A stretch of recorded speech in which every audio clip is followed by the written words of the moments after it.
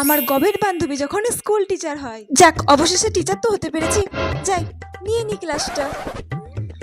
Good morning class. Good morning good morning good morning good morning. সবাই বসো বসো বসো। আচ্ছা, প্রথমে তোমাদের রোল কলটা করে নি।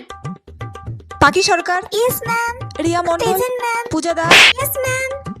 প্রথমে কোন ক্লাস নেব, কোথা থেকে শুরু করব, কিছুই তো বুঝতে পারছি না। আচ্ছা, আজ তো আমি তোমাদের প্রথম দিন ক্লাসে এসেছি, তো তোমরাই বলো, তোমরা আজ কি করবে?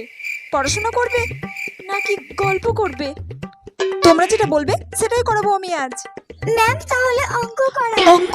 ইস, অঙ্কিত তো আমি একদমই কাঁচা। কি করব? আমি তখন কিছুই পারবো না।